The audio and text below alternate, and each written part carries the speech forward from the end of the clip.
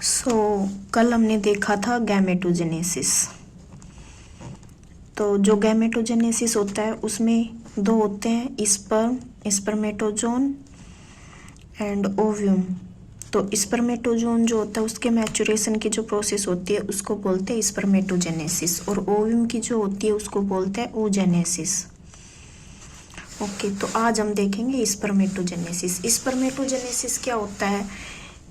स्पर्मेटोजोन जो है उसके मैचुरेशन को की जो प्रोसेस होती है उसको स्पर्मेटोजेनेसिस बोलते हैं।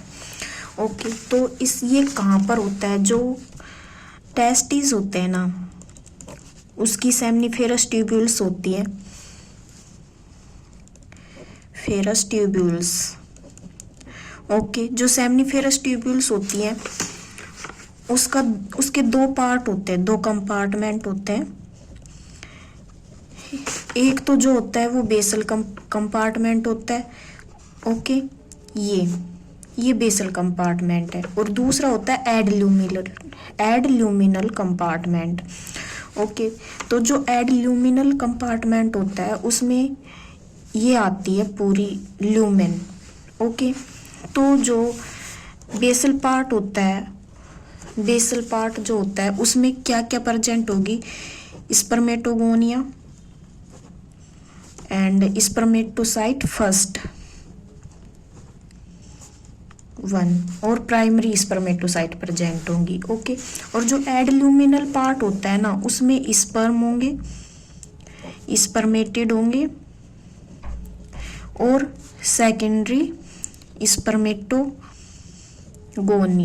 प्रेजेंट होगी, स्पर्मेटोसाइट प्रेजेंट होगी, सेकेंडरी स्पर्मेटोसाइट प्रेजेंट होगी। ओके, ये साइट हो गई इसकी, कहाँ पर होता है।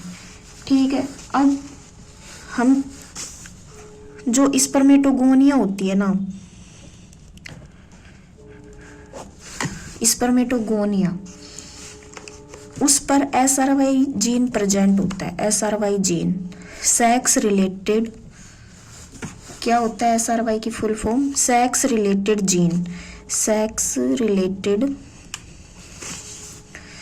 Gene on chromosome Y। Okay, तो ये स्पर्मेटोगोनिया में प्रेजेंट होता है। ठीक है, इसमें जो क्रोमोसोम होंगे वो 46 + XY होंगे, 46 XY होंगे। तो जो स्पर्मेटोगोनिया होगी उसमें क्या होगा? डिवीजन होगा, मैचुरेशन होगा, और वो जो है स्पर्मेटोसाइट में कन्वर्ट होएगी। स्पर्मेटोसाइट, जो स्पर्मेटोगोनिया है ना वो दो में बढ़ती है, स्पर्मेटोसाइट ए और बी। ठीक है, ए जो होती है ना वो तो वापस स्पर्मेटोगोनिया में ही चली जाती है। ठीक है, और बी जो होती है वो स्पर्मेटोजेनेसिस में पार्टिसिपेट करती है। ठीक है, स्पर्मेटोसाइट बन गई, प्राइमरी स्पर्मेटोसाइट बोलेंगे इसको। तो जो प्राइमरी स्पर्मेटोसाइट है उसमें क्या होगा? मियोसिस होगा, मियोसिस फर्स्ट।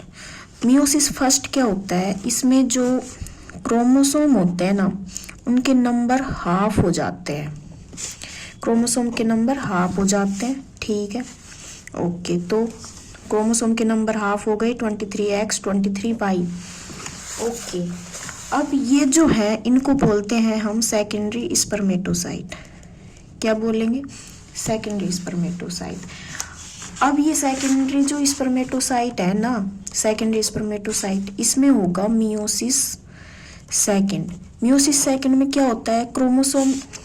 क्रोमोसोम के नंबर जो है ना वो तो सेम रहते हैं, ओनली जो साइज है वो बढ़ता है, साइज इंक्रीज होता है। ठीक है,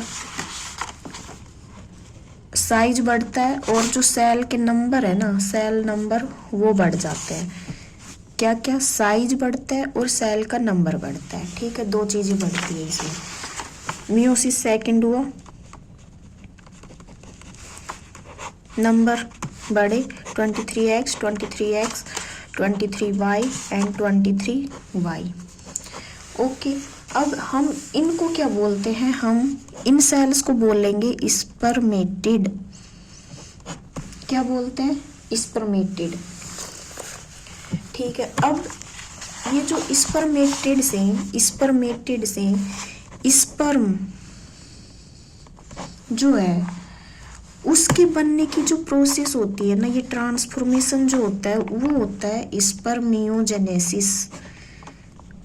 क्या होता है? स्पर्मियोजेनेसिस। ठीक है, ये स्पर्मेटोजेनेसिस है, स्पर्मेटोजेनेसिस। ओके, और ये जो है ये है स्पर्मियोजेनेसिस। जो स्पर्मेटोजेनेसिस होता है ना उसमें टाइम लगता है 70 to 74 डेज का, और जो स्पर्मियोजेनेसिस होता है उसमें लगता है 10 to 14 डेज का। ओके, तो जो स्पर्मेटोजेनेसिस होता है ना कब स्टार्ट होता है? प्यूबर्टी के टाइम पर स्टार्ट होता है। कब स्टार्ट होता है? प्यूबर्टी के टाइम पर स्टार्ट होता है। ठीक है। अब ये जो स्पर्म बन गए, ठीक है, ये जो है ये ल्यूमेन में रिलीज जब होते हैं ना, सेमनीफेरस ट्यूब्यूल्स की जो ल्यूमेन होती है, सेमनीफेरस ट्यूब्यूल की जो ल्यूमेन होती है ना उसमें जब रिलीज होते हैं तो इसको बोलते हैं, क्या बोलते हैं? स्पर्मिएशन। क्या बोलते हैं? स्पर्मिएशन। ओके, अब हम इसके बाद देखेंगे स्पर्म्स का। ठीक है, ये स्पर्मियोजेनेसिस में अब बोलोगे स्पर्मेटिड और स्पर्म में क्या डिफरेंस है? तो ये जो है ना इसमें पूरा ये स्ट्रक्चरल ट्रांसफॉर्मेशन होता है। क्या होता है? Structural transformation. तो स्ट्रक्चरल ट्रांसफॉर्मेशन में होगा तो ये हेड बन जाएगा। ओके, मिडिल पावर हाउस बनेगा, जो मिडिल पार्ट होगा, और टेल बन जाएगी। ठीक है, एक्रोसोमल कैप होगी, एक्सियल फिलामेंटेशन और टेल प्रेजेंट होगी। तो इसको बोलते हैं स्पर्मियोजेनेसिस, इस प्रोसेस को। ठीक है, अब स्पर्म जो होता है उसका साइज कितना होता है? 50 to 60 माइक्रोमीटर। कितना होता है? 50 to 60 micrometer. Tail of the, अब जो टेल होती है स्पर्म की उसमें क्या प्रेजेंट होते हैं? सेंट्रियोल्स प्रेजेंट होते हैं। इसका अरेंजमेंट पूछा जाता है, इट्स वेरी इंपॉर्टेंट। तो इसका अरेंजमेंट जो होता है ना 9+2 होता है। क्या होता है? 9+2। ओके। फर्टिलाइजेशन पीरियड, कब तक ये फर्टिलाइज हो सकते हैं? तो वो होता है 48 to 72 आवर। ठीक है, मतलब 2 से 3 दिन तक ये वेट करता है ओव्यूम का। ठीक है, अगर ओव्यूम इसको मिलता है तो ओके, नहीं तो ये खत्म हो जाता है। ठीक है, मोटिलिटी, अब इसके बाद क्या होती है? मोटिलिटी। मोटिलिटी कहाँ पर आएगी इसमें?